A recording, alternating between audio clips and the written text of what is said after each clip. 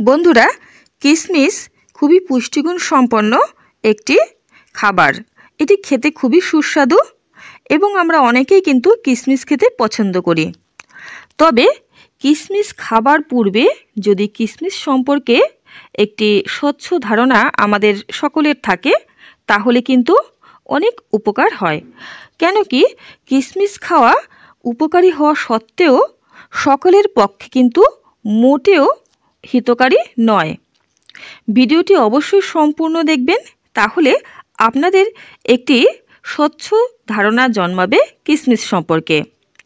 বন্ধুরা, কিশমিশে আছে প্রচুর পরিমাণে অ্যান্টিঅক্সিডেন্টস, মিনারেলস, ফাইবার, ভিটামিনস ইত্যাদি আরও বহু গুরুত্বপূর্ণ উপাদান, যা আমাদের স্বাস্থ্যের পক্ষে খুবই জরুরি এবং হিতকারী।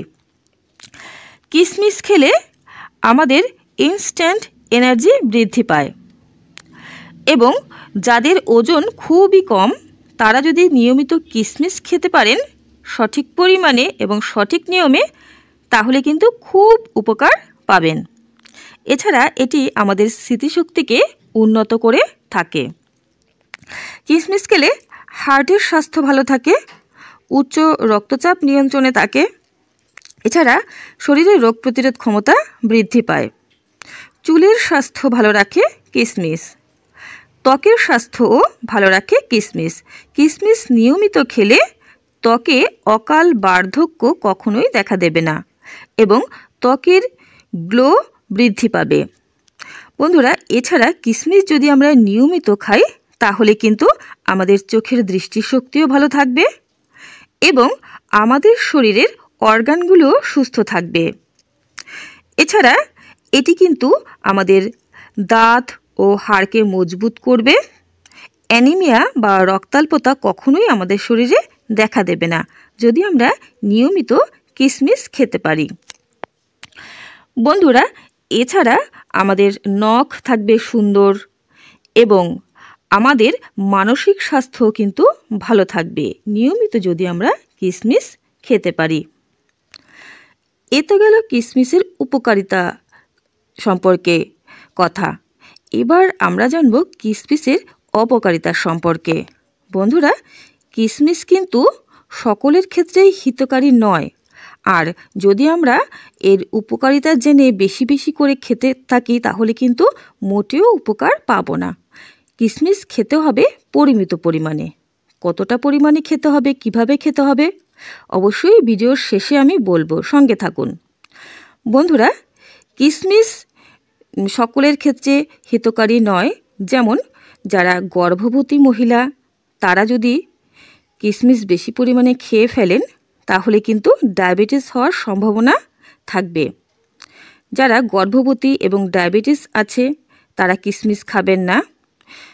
কিশমিশ যেহেতু শুকনো আঙুর, তাই এই আঙুর ফল শুকোনোর সময় এর মধ্যে বিভিন্ন প্রকার কেমিক্যালস মেশানো হয় যা আমাদের শরীরে অ্যালার্জির সৃষ্টি করতে পারে এবং অনেকেরই কিন্তু কিশমিশ খেলে অ্যালার্জি দেখা দেয়, তাই তারাও কিশমিশ খাবেন না।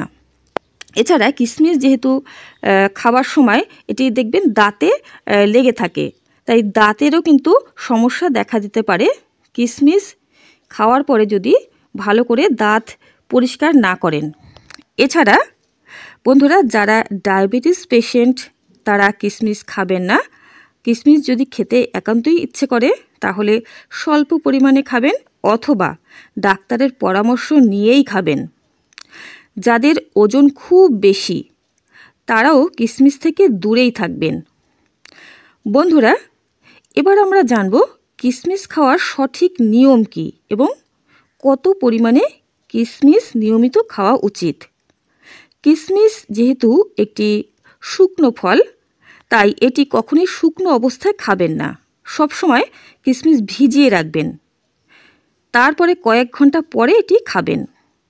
রাতের বেলা 5 থেকে 10টি, জোর 15টি কিশমিশ 1 গ্লাস স্বচ্ছ জলে ভিজিয়ে রাখবেন।